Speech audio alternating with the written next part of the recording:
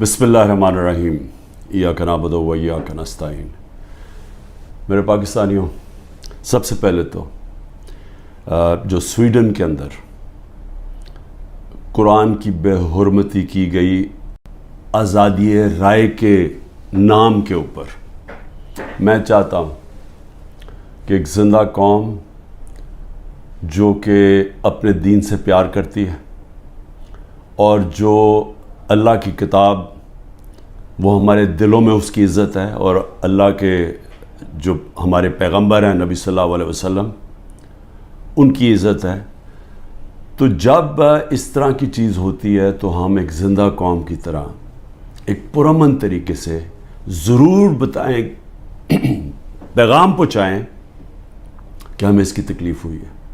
तो मैं आप सबको कहता हूँ, मैं सिर्फ तहरीक इंसाफ के लोगों को नहीं, कौम को कहता हूँ कि जुमे के बाद आपने सब ने जुमे की नमाज के बाद निकल के मुजाहरा करना है पुरअमन तरीके से। हमेशा पुरअमन रहो क्योंकि हमारा मुल्क है, हम कोई नुकसान नहीं पहुंचाना चाहते, लेकिन एक पुरअमन तरीके से एहतजाज हो ताकि पैगाम जाए कि पाकिस्तान वो कौम है जो इस्लाम के नाम पे बनी थी और हमें तकलीफ़ हुई है कि ये वहाँ की पुलिस ने इजाज़त दी कि जनाब आप कुरान शरीफ को जला दें और आज़ादी राय के मुताबिक।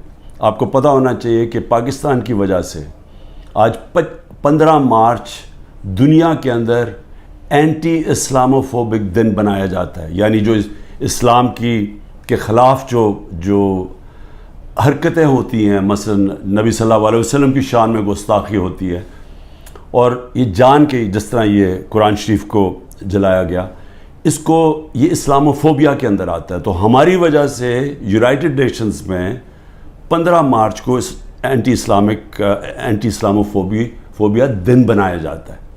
तो इसलिए हम सबको जुमे के बाद निकलना चाहिए और पुरअमन तरीके से एहतजाज करना चाहिए। दूसरी चीज़,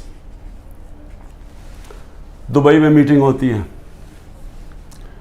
पाकिस्तान के बड़े बड़े मनी लॉन्डर का मतलब जो इस मुल्क से पैसा चुरा के बाहर ले जाते हैं। जो सबसे बड़ा मसला पाकिस्तान का क्या है कि हमारा रुपया गिरता जाता है डॉलर के मुकाबले में। उसके अलावा भी हमने एक्सपोर्ट्स के ऊपर जोर नहीं दिया, कभी किसी ने तवज्जो ही नहीं दी कि हम अपनी आमदनी कैसे बढ़ा सकते हैं। हिंदुस्तान की आज जो एक्सपोर्ट्स हैं ये ज़रा समझ लें 600 अरब डॉलर के करीब है। पाकिस्तान की हमारे ज़माने में रिकॉर्ड एक्सपोर्ट्स थी 33 अरब डॉलर रिकॉर्ड थी, वो आज उससे भी कम हो गई है, 13% गिर गई हैं एक्सपोर्ट्स। तो एक तो कभी तवज्जो नहीं दी इन्होंने कि किस तरह डॉलर्स इस मुल्क में आमदनी बढ़ा सकते हैं अपनी, और दूसरा ये सारे जो बड़े बड़े नाम हैं इनके सबके बड़े बाहर महल्लात हैं, प्रॉपर्टीज़ हैं, बैंक अकाउंट्स हैं, ऑफशोर अकाउंट्स हैं। पनामा में क्या हुआ था? पनामा में एक दुनिया के अंदर एक इंकशाफ हुआ कि जिन्होंने बड़े बड़े लीडर्स ने, वज़ीरों ने अपने पैसे छुपाए हुए थे बाहर के मुल्कों में कंपनीज़ के पीछे, यानी कंपनीज़ के पीछे इन्होंने अपनी दौलत छुपाई हुई थी, प्रॉपर्टीज़ ली हुई थी। उसमें नवाज़ शरीफ की प्रॉपर्टी पकड़ी गई, मरियम नवाज़ उसकी मालिका निकली और वो लंदन के सबसे महंगे इलाके में अरबों रुपए के इन्होंने प्रॉपर्टीज़ ली हुई थी, जिसको मेफेयर अपार्टमेंट्स कहते हैं। तो वो इंकशाफ हुआ था, तो पैसा यहाँ से चोरी होकर गया था क्योंकि अभी तक एक रसीद नहीं बता सके कि पैसा बाहर निकला कैसे है, किधर से आमदनी आई। बेटे की आमदनी, बेटे का जो घर है हसन शरीफ का, जो उसने बेचा मलिक रियाज को, उसकी कीमत तकरीबन 18 अरब है आजकल के जो पाउंड, और 45 मिलियन पाउंड्स जो तकरीबन 17-18 अरब रुपया बनता है। तो वो किधर से पैसा आया तो ये कोई नहीं बता सकता। बेटे यहाँ से बाहर भाग गए क्योंकि वो बता नहीं सकते थे। उसी तरह जो सरे महल से जरदारी ने ख़रीदा वो भी यहाँ से पैसा बाहर गया, हुदैबा पेपर मिल वो भी पैसा बाहर। तो ये सब इकट्ठे हो गए और सारे इकट्ठे होके बंदर बांट पाकिस्तान किया कि अच्छा सिंध उसको दे देंगे, कराची फलाने को दे देंगे, सेंट्रल पंजाब कोई और आ जाएगा, फिर नई पार्टी जो बनी है उसको भी कोई सीटें मिल जाएंगी, फजल रहमान को उधर पख्तूनख्वा में दे देंगे और ये बस ये खिचड़ी पक जाएगी।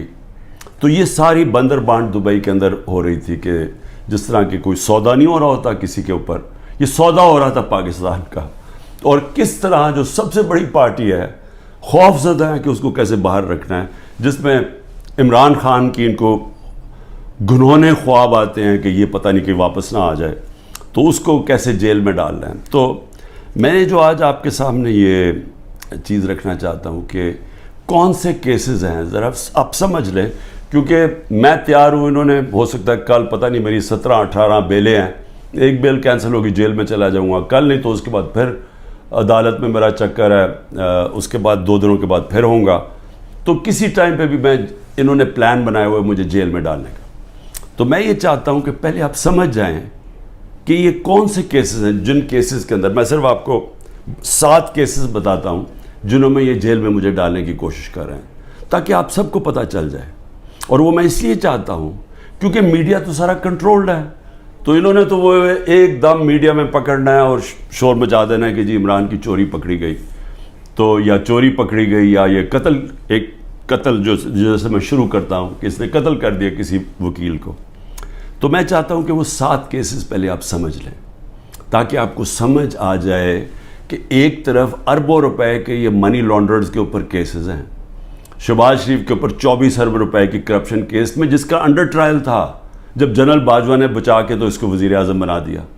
اس کے علاوہ جو نواز شریف کی ابھی تک کوئی نہیں بتا سکا، وہ جو اس کی مے فیئر کی پارٹنرز، بیٹوں کے پاس پیسہ، اور یہ تو سامنے ہے، باقیوں کا تو ہمیں پتہ ہی نہیں ہے کہ کتنی ان کی باہر پراپرٹیز ہیں۔ اسی طرح زرداری کا ہے، اس کی بھی ساری باہر ان کی پراپرٹیز پڑی ہیں۔ تو ایک تو یہاں سے پیسہ چوری کر کے باہر جانے کے الزام ہیں۔ اب دوسری دفعہ دیکھیں کہ میرے اوپر 170 سے زیادہ کیسز ہیں، لیکن وہ کیسز ہیں کیا؟ تو میں پہلے شروع کرتا ہوں کوئٹہ کا کیس۔ قتل ہوتا ہے ایک وکیل کا 6 جون کو 10:30 بجے صبح۔ اب وہ یہ سمجھیں کہ مجھے اس کیس کا پتہ ہی نہیں ہے، یہ کوئی کسی وکیل نے میرے اوپر کیس کیا ہوتا ہے کوئی غداری کا، وہ یعنی اس کا کوئی مجھے نوٹس ہی نہیں آیا، مجھے پتہ ہی نہیں اس کیس کا۔ پتہ تب چلتا ہے جب ایک دم پتہ یہ جی کہ کیونکہ اتنے زیادہ کیسز تھے، تو یہ کیس تو کسی کو اہمیت ہی نہیں، کسی نے مجھے کہا کوئٹہ میں کیس ہے، مجھے پتہ ہی نہیں تھا۔ تو اس وکیل کا قتل ہوتا 10:30 بجے، 11:30 بجے پولیس میں رپورٹ ہوتا ہے۔ 2:22 میں شہباز شریف کا جو مشیر ہوتا ہے وہ سٹیٹمنٹ دیتا ہے کہ عمران خان نے اس وکیل کو قتل کیا۔ اب یہ سمجھیں کہ صرف قتل میں 10:30 سے اور 2 بجے کے اندر وہ فیصلہ کر لیتے ہیں کہ عمران خان نے قتل کیا۔ اس کے بعد کیا ہوتا ہے؟ اس کے بیٹے کو اٹھا کے لے جاتی ہے پولیس۔ اس بیٹے کو 12 گھنٹے سے زیادہ پولیس اپنے پاس رکھتی ہے۔ وہ اگلے دن جا کے اگلے دن کی دوپہر کو وہ کہتا ہے کہ جی عمران خان اس قتل میں ملوث تھا۔ لیکن پھر کیا ہوتا ہے؟ اس کی جو بیوی ہوتی ہے، وہ جو دوسری بیوی ہوتی ہے، وہ کہتی ہے کہ فیملی کے لوگوں نے قتل کیا اس کو۔ وہ ویڈیو اپنی جاری کرتی ہے کہ فیملی کے لوگوں نے قتل کیا۔ اور پھر دیکھیں، سارے کوئٹوں کا پتہ ہے کہ ان کی وہ وکیل کی دشمنیاں تھیں، سب کو پتہ ہے ان کی آپس میں دشمنیاں تھیں۔ اسی وکیل نے جا کے ہائی کورٹ کو کہا کہ مجھے سبی میں نہ کیسز مجھے دو، کیونکہ میری وہاں جان کو خطرہ ہے، میری دشمنی ہے۔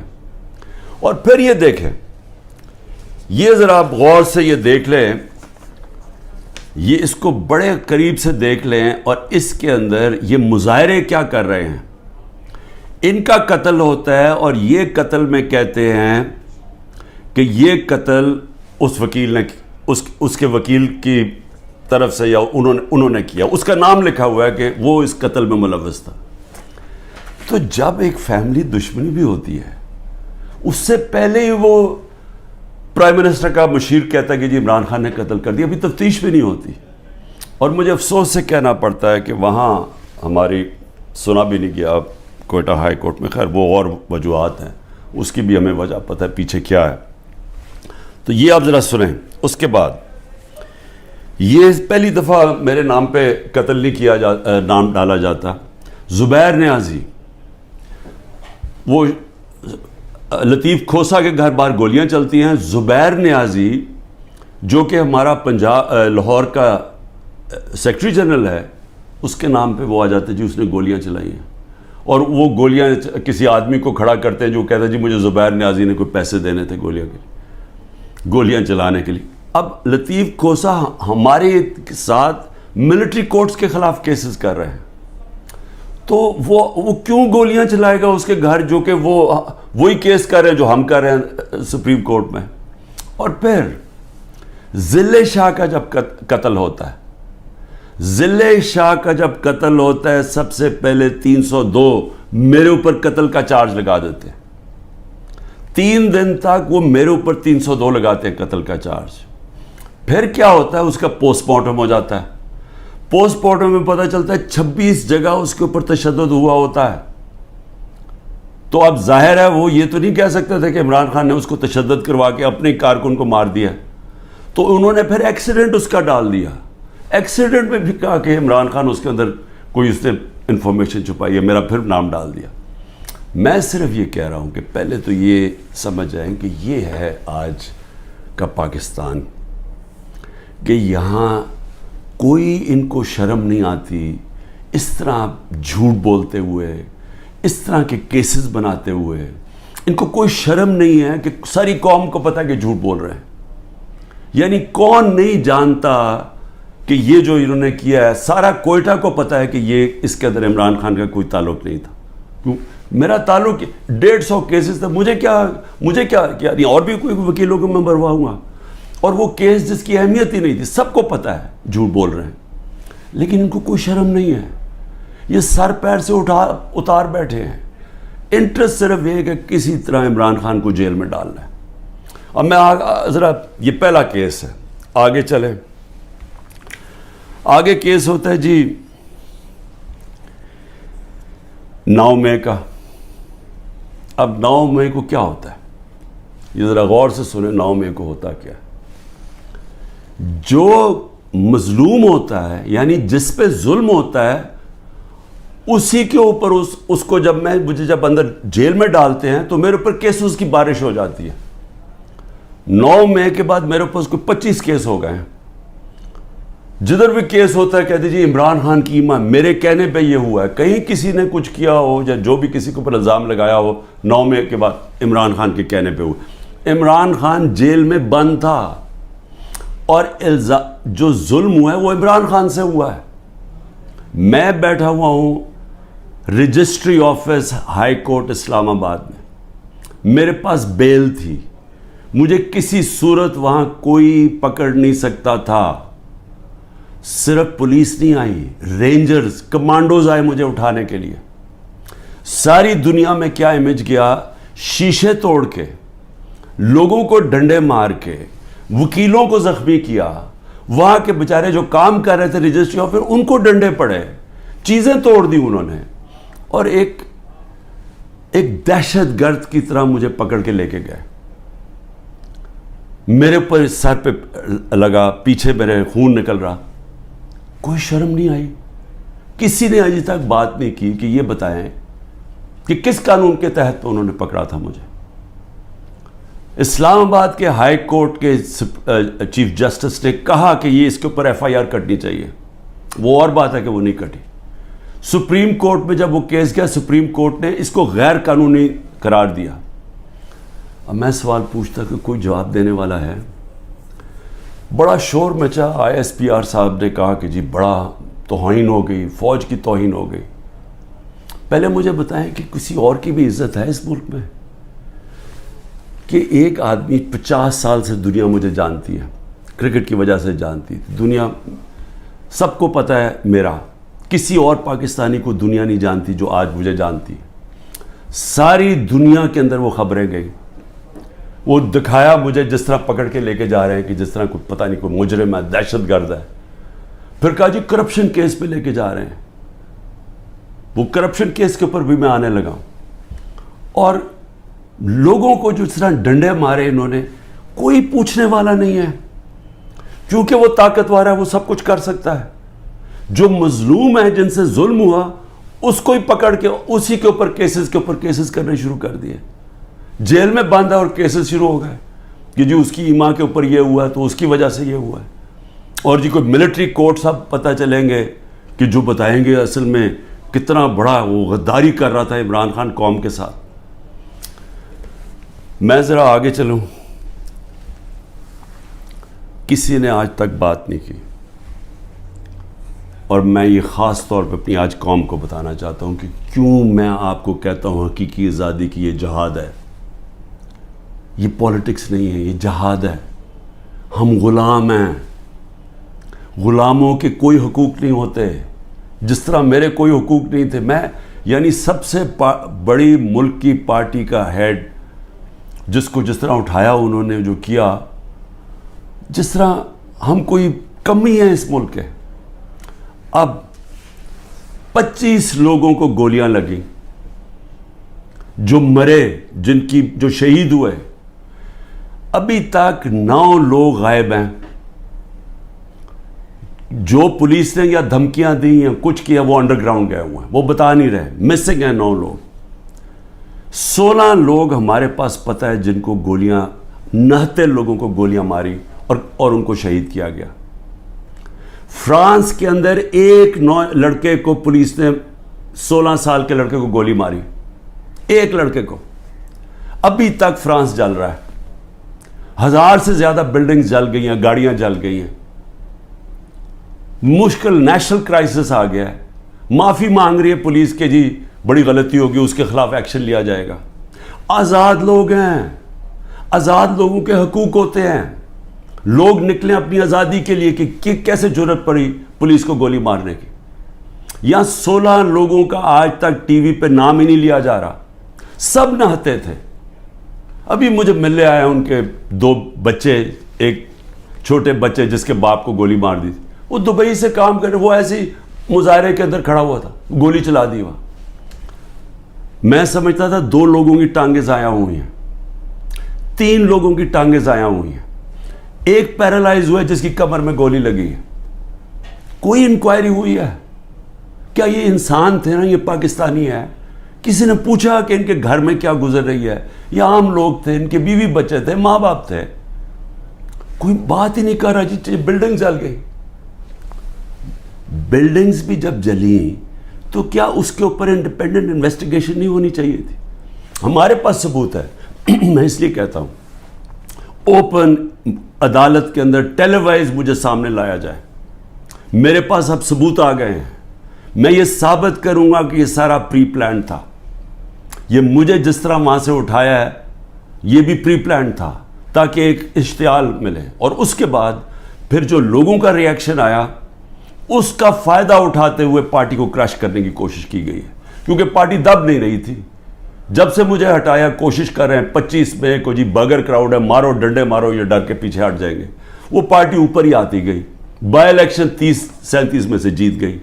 اوپینین پولز میں اور اوپر چلی گئی. راجن پور کے الیکشن میں پورا زور لگایا, 40,000 سے گورنمنٹ کا کینڈیڈیٹ ہار گیا. اس کے بعد اس سے پہلے مجھے قتل کرنے کی کوشش کی, دوسری دفعہ قتل کرنے کی کوشش کی. اور اب یہ پلان فائنل بنا کہ جی ان کو اب بالکل ختم کرو پارٹی کو, کہ جی انہوں نے ایک ادارے کی بے حرمتی کر دی. اور اس کو بیس بنا کے سارے ہمارے ہیومن رائٹس ختم ہو گئے ہیں. سب کو جس کو مرضی پکڑو, پولیس پھر رہی ہے جسے مرضی پکڑے. جی آپ کا وہ اس میں نام آ گیا وہ جیو فینسنگ میں, اس لیے جناب وہ اچھا اتنے پیسے دے دو, 15 لاکھ سے شروع ہوتے ہیں, 10 لاکھ, اچھا پیسے دے دو تو ہم آپ کو چھوڑ دیتے. پولیس پیسے بنا رہی ہے. ہر جگہ لوگوں کو پکڑ رہے ہیں. اب جدھر نام لوگوں کے گھروں میں گھس رہے ہیں, گھر توڑ رہے ہیں, گھر لوٹ رہے ہیں, بچے پکڑ کے لے گئے ہیں. عورتوں کو نہیں بخشا. کبھی میں نے یہ دن نہیں دیکھ رہے تھے کہ عورتوں کو نہیں بخشا. اس ملک کے اندر کبھی یہ نہیں دیکھا تھا کہ اتنا نیچے گورنمنٹ گرے گی. مجھے لوگوں نے کہا عمران صاحب آپ نے تو بڑی غلطی کی اپنی گورنمنٹس گرا کے, گورنمنٹس ڈیزالو کر کے. میں نے اپنی گورنمنٹس ڈیزالو آئین کے مطابق کی تھی. میں اپنے سمجھتا تھا کہ ہمارے ملک میں ہمارے سارے وکلا, ہمارے سارے ججز آئین کے ساتھ کھڑے ہو جائیں گے. 90 دن میں الیکشن ہونے تھے. چیف جسٹس اور سپریم کورٹ اناؤنس کرتے ہیں الیکشن 14 مئی کو. گورنمنٹ آئین کی پرواہ نہیں کرتی. اب گورنمنٹ کہتی ہے کہ جی اگر ملٹری کورٹس اگر اس نے خلاف فیصلہ کیا سپریم کورٹ نے, تو ہم سپریم کورٹ کے فیصلے نہیں مانیں گے. تو رہ کیا گیا پھر؟ تو رہ تو یہی کیا کہ ڈنڈے سے اب اپنے سروں کو کنٹرول کرنا ہے. تو مجھے ابھی بھی ہے کہ صرف آزاد اور غلام ملکوں میں دیکھ لیں کہ یہاں کوئی نام ہی نہیں لے رہا وہ بیچارے جو اس ملک کے عام شہری, ان کو گولیاں ماری گئی, نہتے شہریوں کو. اور ادھر دیکھیں ایک آدمی کو پولیس نے گولی ماری, اور فرانس میں دیکھ لیں آزاد قومیں کیا ہوتی ہیں. اس کے بعد آ جائے جی اور کون سے کیسز ہیں. بیوی بشرا بیگم کے اوپر کیس ڈال دیے. کیا ہے جی کہ وہ اس کے گاؤں میں, وہ جو کبھی گاؤں میں گئی بھی نہیں ہے, اس کے گاؤں میں جی 20 سال کے بعد ایک جگہ سڑک بن گئی. اینٹی کرپشن کا کیس اس پہ کر دیا.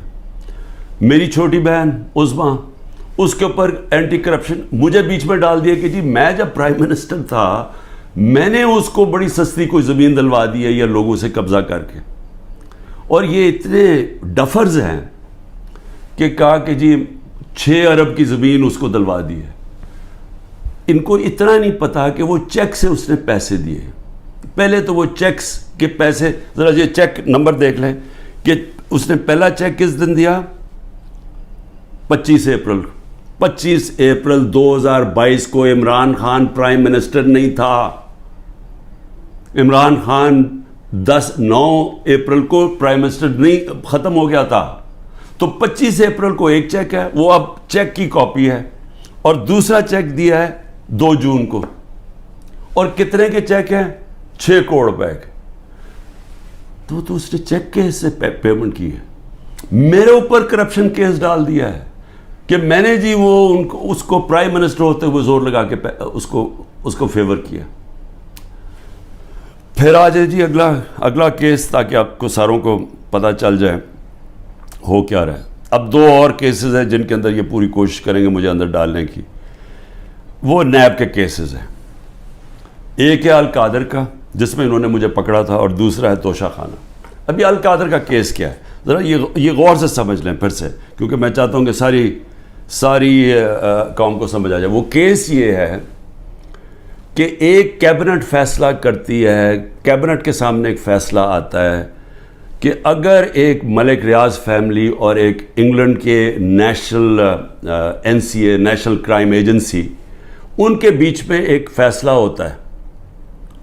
وہ کہتے ہیں پرائیویٹ, ان کے بیچ میں فیصلہ ہوتا ہے. وہ یہ کہتے ہیں کہ اگر آپ, ہماری کیبنٹ کے سامنے آتا ہے کہ اگر آپ اس کو فیصلے کو کانفیڈینشیل رکھیں گے, صرف کیبنٹ سے, عدالت سے نہیں, اگر کیبنٹ میں کانفیڈینشیل رکھیں گے تو 190 ملین پاؤنڈ پاکستان میں آ جائے گا سپریم کورٹ کے اکاؤنٹ میں.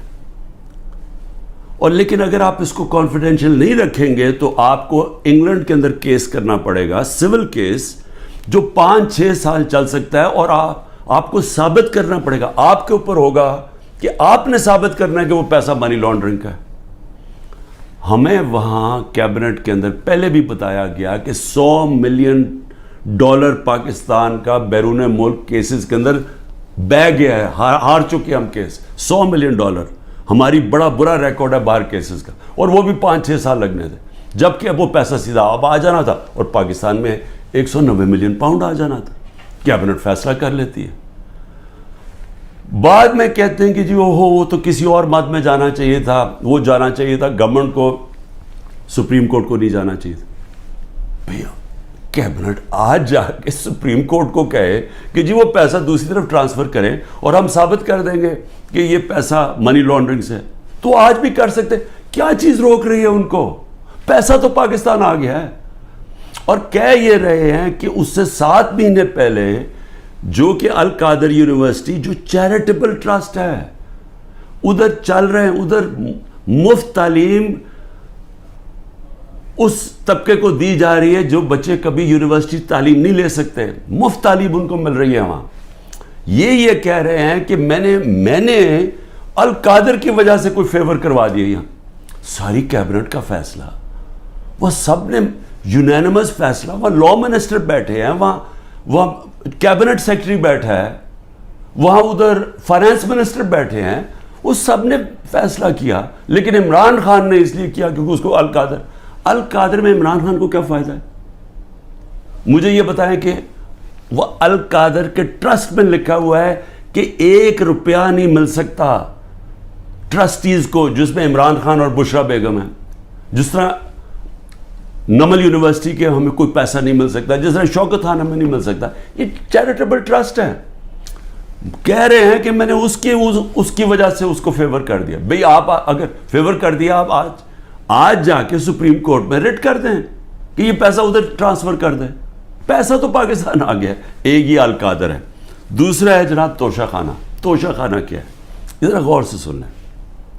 70 سال سے قانون یہ ہے کہ جب گفٹس ملتی ہیں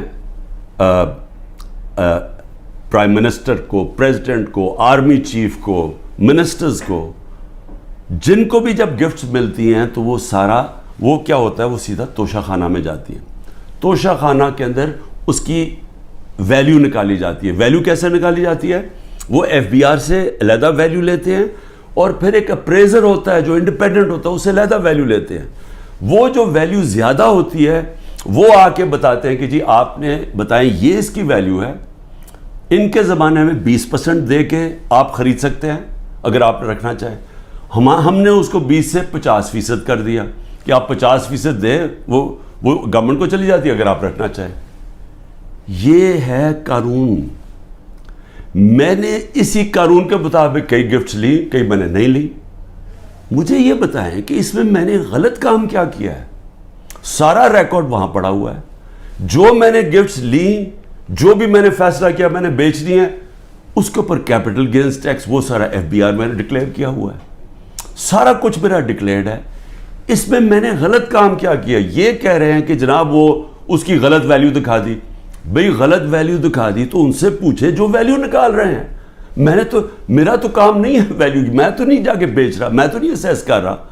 مجھے تو جو ہے MS جو ہوتا ہے ملٹری سیکٹری آپ کا, وہ آپ کو آگے بتاتا ہے کہ جی یہ اپریز ہو کہ یہ آئے ہے اس کے ویلیو, آپ فیصلہ کر لیں آپ نے لینی ہے نہیں. یہ ہوتا ہے اور یہ پہلے سے چلتا آ رہا ہے. بھی کون کس نے اس کا ویلیو رکھنا ہے وہ جا کے ان لوگوں سے پوچھیں, وہ میرا اس پہ کیا تعلق ہے. یہ ہے توشہ خانہ کا کیس جس پہ کوشش کر رہے ہیں کہ اندر. اچھا, اور کیس کے اندر یہ بھی ذرا سن لیں. ایک توشہ خانہ کا کیس ہے, اس کے اوپر نیب بھی بلا رہی ہے, اس کے اوپر الیکشن کمیشن بھی اس کو اٹھایا ہوا ہے, اور FIR بھی کاٹی ہوئی ہے اس کے اوپر. یہ کبھی ہو ہی نہیں سکتا کہ ایک ایشو کے اوپر 3 مختلف جگہ کیسز چل رہے ہوں. تو صرف اور صرف میں اس طرح بتانا چاہتا ہوں کہ یہ جو مذاق ہو رہا ہے میرے ساتھ, اب تک 170 کیس ہو چکے ہیں اور بڑھتے جا رہے ہیں ہر تیسرے دن. لیکن میں جو آخر میں کہنا چاہتا ہوں اپنی قوم سے, دیکھیں جس طرح اب ہم جا رہے ہیں نا, یہاں حکومت نہ کسی آئین کی پرواہ کر رہی ہے, کوئی آئین کی فکر نہیں ان کو. اداروں کو انہوں نے تباہ کر دیا ہے, کیونکہ اداروں کا 1 پوائنٹ ایجنڈا ہے کہ کسی نہ کسی طرح تحریک انصاف کو ختم کیا جائے. کیوں ختم کیا جائے؟ کیونکہ ان کو ڈر لگا ہوا ہے کہ جب الیکشن ہوں گے تو تحریک انصاف جیت جائے گی, اور یہ وہ لوگ جو سمجھتے ہیں ہم نے عمران خان کو ہٹایا اب اس کو ہم نے واپس نہیں آنے دینا. یہ سارا ملک تباہی کی طرف صرف ایک 1 پوائنٹ ایجنڈا پہ جا رہا ہے.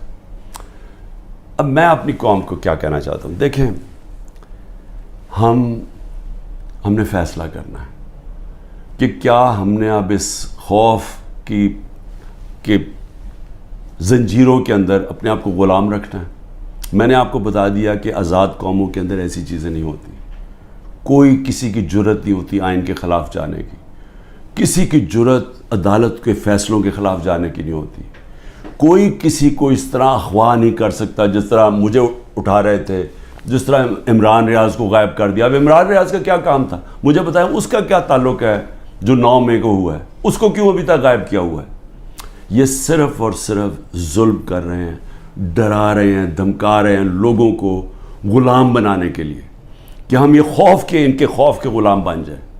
میں اپنی آج قوم کو کہنا چاہتا ہوں کہ دیکھیں آپ کو یہ, اب میں اپنی ٹیم جو میرے لوگ ابھی چھپے بھی ہوئے ہیں سارے انڈر گراؤنڈ میں سب کو اب آپ کہنا چاہتا ہوں کہ دیکھیں وقت آ گیا. یہ لوگوں کے گھروں کے اندر گھس کے جو گھر کی عورتوں سے کر رہے ہیں، بچے اٹھا کے لے جاتے ہیں، گھر توڑ دیتے ہیں، گھر لوٹ لیتے ہیں، یہ ہزاروں گھروں سے کر رہے ہیں۔ پختونخوا کے اندر گاڑیاں اٹھا کے لے جاتے ہیں۔ جو بھی پی ٹی آئی کا ملے، رشتہ دار ملے، کوئی بھی، میں ساری قوم کو کہہ رہا ہوں کہ کیا آپ یہ برداشت کرنے کے لیے تیار ہیں؟ کیونکہ یہ آج ہمارے سے ہو رہا ہے، یہ سب سے ہوگا۔ جب پولیس سے آپ غلط کام کرواتے ہیں اور پولیس کو چھوڑا ہوا ہے کہ وہ کسی کو بھی کہہ کہ جی تمہارا جیو فینسنگ میں نام آیا، اتنے پیسے دے دو، اگر آپ پولیس فورس بھی تباہ کر رہے ہیں، ادارے سارے تباہ ہو گئے ہیں۔ یہ جو نیب ہے، کیا نیب کی اہمیت رہ گئی ہے کہ اتنے بڑے ڈاکو ان سارے کے کیسز معاف کر دیے ہیں؟ جو 3 گاڑیاں آصف زرداری نے چوری کی ہیں توشہ خانہ سے، 1 گاڑی نواز شریف نے چوری کی ہے، 1 مریم نواز نے چوری کی ہے، ان کو کوئی پوچھ نہیں رہا، اور آ کے کہہ رہے جی کہ توشہ خانہ سے یہ آپ نے جو لیگلی کام کیا ہے کہ جی وہ ویلیویشن نہیں ہوئی۔ بھئی وہ ان سے پوچھے جنہوں نے ویلیو کرنا تھا، وہ میرا اس سے کیا تعلق ہے؟ لیکن مقصد انصاف کا نہیں ہے، مقصد ظلم کرنے کا ہے۔ اور میں قوم کو اب کہتا ہوں، اب یہ بھیڑ بکریوں بن کے رہنے کا وقت چلا گیا ہے۔ میں آپ کو کہہ رہا ہوں، میں تیار ہوں، میں کل جا رہا ہوں، پتہ نہیں کتنے میں 19 بیلیں لگی ہوئی ہیں، کسی میں اندر ڈال سکتے ہیں، میں تیار ہوں سب کے لیے، میں ہر چیز کے لیے تیار ہوں، لیکن میں یہ ظلم کا نظام برداشت کرنے کے لیے تیار نہیں ہوں۔ میں یہ بھیڑ بکریوں بن کے اپنی زندگی گزارنے کے لیے تیار نہیں ہوں۔ میں یہ سمجھتا ہوں کہ یہ قوم کے لیے وقت آ گیا ہے، آپ سب فیصلہ کر لیں کہ کس طرح کا پاکستان آپ چاہتے ہیں۔ کیا وہ پاکستان چاہتے ہیں جو پروفیشنل جو باہر جا سکتے ہیں وہ باہر چلے جائیں، جو آپ کا سب سے بڑے ذہن ہے وہ باہر چھوڑ کے چلے جائیں، وہ بیچارے غریب آدمی کشتیوں میں ڈوبتے رہیں جا کے اللیگلی غیر قانونی طور پہ نکلنے کے لیے، اور باقی قوم بھیڑ بکروں کی طرح رہ جائے؟ اس ملک کا کوئی مستقبل نہیں ہے۔ وہ مجھے افسوس سے کہنا پڑتا ہے کہ وہ ساتھ ہمارا ملک جس تیزی سے آگے جا رہا ہے اور جس تیزی سے اس میں اور ہمارے میں فاصلے بڑھتے جا رہے ہیں، یعنی ہر طرح وہ آگے نکل گئے ہیں، ہمیں سوچنا چاہیے کہ اگر ہم اسی طرح چلتے رہے اور یہ چوروں کے نیچے اگر یہ بندر بانٹ کر رہے ہیں کہ جی ملک ہم بھیڑ بکری ہیں، جی آپ ادھر وہ لے لو، وہ سندھ لے لے، وہ کراچی لے لے، وہ یہ لے لے، وہ پختونخوا لے لے آپس میں، اور ہم جس طرح کے بھیڑوں کی طرح کبھی ادھر کوئی مستقبل نہیں ہے اس کا۔ اور اس لیے میں اپنی اب سب لوگوں کو کہہ رہا ہوں، تیاری کریں آپ، پرامن احتجاج ہمارا حق ہے۔ پہلے تو جمعے کو نکلے نا، جو انہوں نے کیا ہے، جو پتہ چلے کہ یہ زندہ قوم ہے، کم از کم ہماری آواز نکلنی چاہیے، اور پرامن، میں ہمیشہ کہتا ہوں پرامن رہے۔ میں نے کبھی اپنے 27 سال میں کبھی انتشار کی بات نہیں، کیونکہ یہ میرا ملک ہے، توڑ پھوڑ کریں گے میرے ملک کو نقصان ہوگا۔ میں نے ان چوروں کی طرح باہر تو نہیں ہے میری کوئی پراپرٹیز، میں نے تو نہیں باہر بھاگنا۔ انہوں نے تو ابھی میں آپ کو کہہ رہا ہوں کہ جب انہوں نے الیکشن اناؤنس ہی ہوا، انہوں میں سے لوگوں نے باہر بھاگنا شروع کر دینا، کیونکہ ان کو پتہ ہے کہ ان کا جو انہوں نے کیا ہے اس ملک کے ساتھ، ان کو پتہ ہے کہ قوم نے ان کو بخشنا نہیں ہے، انہوں نے بھاگنا باہر۔ اس لیے اپنی قوم کو میں کہہ رہا ہوں کہ آپ کے پاس اب 2 راستے ہیں، غلامی کے اور حقیقی آزادی کے۔ لا الہ الا اللہ، کوئی نہیں ہے خدا اللہ کے سوا۔ ہم کسی ظالم کے سامنے اور یہ ظلم کا نظام اور یہ خوف کے سامنے ہم جھکنے والے نہیں ہیں۔ ہم نبی صلی اللہ علیہ وسلم، محمد مصطفیٰ، دنیا کے سب سے عظیم لیڈر، ہم ان کی امت ہیں، اور وقت آ گیا ہے کہ ہم اب اپنا سٹینڈ لیں اور پرامن طریقے سے تیاری کریں نکلنے کے لیے سڑکوں پہ۔ پاکستان زندہ باد۔